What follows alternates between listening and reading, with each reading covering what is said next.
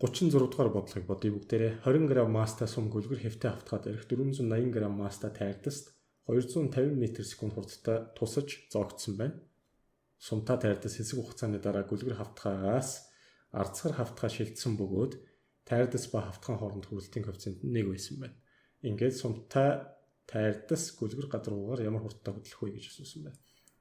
Сумны мас 2-ыг үржих нь хасах 3. Хөдөлгөөний тоо хэмжээг нь олъё гэвэл түүнийг 250-аар үржүүлэх хэрэгтэй.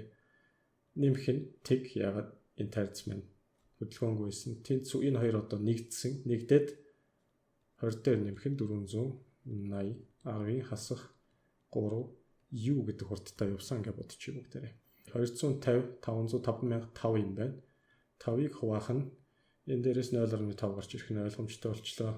Ингээд U гэдэг бол 10 м/сек хурдтай хөдлөх нь байна гэсэн санааг илэрхийлнэ. За энэ хоёр нийлээд ийшээ 10 м/сек хурдтай хөдөлж байна. Түүнийг U гэсэн. Одоо харин арцгар гадаргуу руу орсон. Арцгар гадаргуу руу ороход юу болох вэ гэвэл үрэлтийн хүч сөрөг ажил хийж эхэлнэ. Шилжилтийн эсрэг гэсэн үг. Үрэлтийн хүч ийшээ. Энд ямар хүч үйлчлэх вэ гэвэл доошоо mg дэшиг n. За энэ бол жижиг m дээр том m тэгээд g-тэй тэнцүү n гэдэг нь энэ дээрээс жижиг n том m үржих нь g байх нь жижиг том m ялгарч чинь 500 г байсан 530 10 хасах 3 0.5 ингээд 5 ньютон болох нь энэ f үрэлтийг бол бүгдээрээ f үр mu m нэмэх нь m тэгээд g байгаа. m 1 g 10 нэмэх нь mu m g болсон гэдэг. 0.5 энэ нь үлчээ. 5 ньютон гарах нь байна. Үрэлтийн хүч 5 ньютон шүү. Ингээд үрэлтийн хүчний хийх ажил нь сөрөг байна. Энэ үрэлтийн хүчний хийсэн сөрөг ажил нь юутай тэнцүү вэ гэхээр кинетик энергийн өөрчлөлтөд тэнцүү ажил чадал энерги гэсэн сэдвээ дахиад нэг харж хараа. Энэ байна. За тэрэн дээр ямар нэгэн байдлаар ажил гэдэг бол кинетик энергийн өөрчлөлт байна гэсэн. Үрэлтийн хүч маань сөрөг ажил хийн тийм учраас хасах 5-ыг үржих нь x гэдэг ажил хийн тэнцүү эцсүүлдээ арцгар гадаргуугаар явсаар байгаад хурд нь байхгүй усарга тэг болсон. Тийм учраас эцсийн кинетик энерги нь тэг хасах нь анхны кинетик энерги нь тухайн сум зоогдоод энэ хоёр нэг хурдтай явж байгаа. Тэр кинетик энерги тэр хурднаас шалтгаалж байгаа кинетик энерги m дээр нэмэх нь m буюу 2m-ийн хооронд нэмээд u гэдэг хурдтай хөдөлж байгаа u-ийн квадратаар үржүүлсэнтэй тэнцүү хасах 5x тэнцүү хасах 2-1 0.5 u-ийн квадрат гарах нэ. Ингээд 2 5-ийн 10 x-ийг бүгдээр олгож байгаа. Нэмэх болчихно байна. Энэ доор 0.5 энд 10 энд u-ийн квадрат буюу 10-ийн квадрат орж ирээд 10-ууд нь хураагдаад 5 м гэж гарч ирсэн. 5 м зайд яваад кинетик энерги нь дулааны энерги шилжих нь яагаад үрэлтээс улбатгаар үрэлтийн хүчний тайрдас үйлчлэх импульсыг олоо гэсэн байна. Тэр нь болохоор дельта p-тэй тэнцүү. Анхандаа ямар хурдтай байсан сүүлдээ тэг гэдэг хурдтай болсон. Тийм учраас эцэс сүүлдээ тэг гэдэг хөдөлгөөний тоо хэмжээтэй болно. Хасах нь анхных нь хөдөлгөөний тоо хэмжээг олъё тэр нь 0.5-ыг үржих нь 10 байх болно. Ингээд хасах 5 ньютон секунд хүчний импульс үйлчлэх нь байна. 37 дугаар бодлого 50 байсан 9.5 кг мастай модон тайрдас тус бүр 0.1 0.4 кг мастай 2 сум харгалзан 300 м/сек ба 200 м/сек хурдтай тусаж зоогдсон байна. Сумтай тайрдас ямар хурдтай хөдлөх вэ? Энэ анхандаа хөдөлгөөнгүй байсан. Энэ хөдөлгөөнтэй энэ гурвын P буюу хөдөлгөөний тоо хэмжээнүүдийг нь олоод хооронд нь нэмэн. Тэр нь анхны бүтгэн хөдөлгөөний тоо хэмжээ. Дараа нь яг гэхээр зоогдсны дараа тодорхой хурдтай хөдлөн тэр хурдаар нь ерөнхий масса үржүүлсэн нь мөргөлдөөний дараах буюу зоогдлтын дараах бүтэн хөдөлгөөний тоо хэмжээ болно. Энэ хоёр нь хоорондоо тэнцэх ёстой. Бичиж m1-ийг үржих нь v1 хасах m2-ыг үржих нь v2 хөдөлгөөнгүй байгаа голынх нь тэнцүү тэг. Энэ бол өмнөх чинь одоо бүгдээрээ дараагийнх нь бичиж. Дараа нь яасан бэхээр ингээд зоогдчихсан байгаа. Зоогдоо тодорхой u хурдтай хөдөлж байгаа гэж бодчих бүгдээрээ. Тэгвэл m1 дээр нэмэх нь m2 нэмэх нь том m u гэдэг ерөнхий хурдтай хөдөлж байгаа гэж бодчих. m1 0.1-ийг 300-аар үржүүл. Хасах нь энэ 0.41 биш шүү. Энэ 0.4. 0.4-ийг 200-аар үржүүл тгийг нь хаячи. Энэ 3-ын нийлбэр хэд вэ? 0.5 10 кг гарах нь 10 U. За энэ хэд гарах вэ? 30. Энэ 80 хасах 50 тэнцүү 10 U. U тэнцүү хасах 5 м/сек. Хасах гэдэг нь хасах гэж үзэж буй тэр чиглэлд хөдөлж байгааг ийшээгээ гэсэн санааг илэрхийлнэ юм байна. Ийшээгээ хасах нөгөө тийшээгээ нэмэхээр аваад байгаа бүгдээрээ 38 10 г масстай сум 990 г масстай бүршээр хантай холбосон модон тайрдас 100 м/сек хурдтай тусаж шигдэв. Бүршний хад 100 Нм байсан бол сумтай тайрдсан анхны хурдыг бол сум ингээ шигдсэний дараа энэ систем маань анхны хурдтай болно.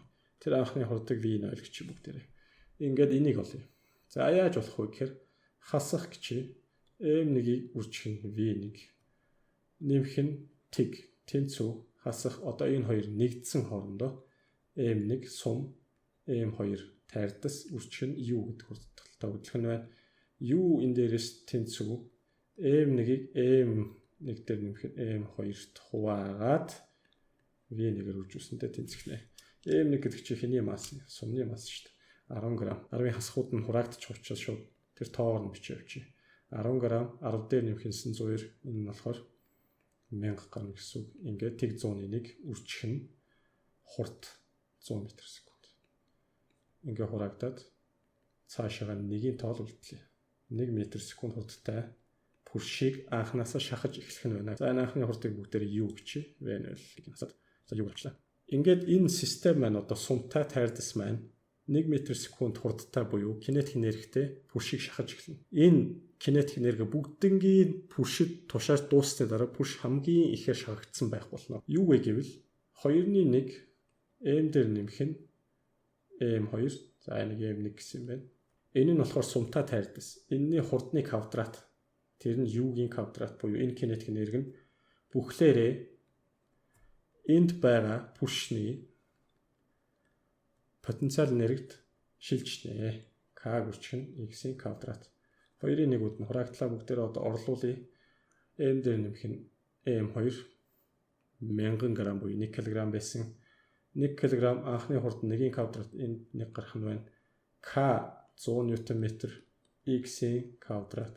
Ингээд энэ дээрээс X-ийг бүгдээрээ 100-1-ийг язгуурдаар 11 0.1 м буюу 10 см хэмжээгээр шахагдана гэж олох нь байна.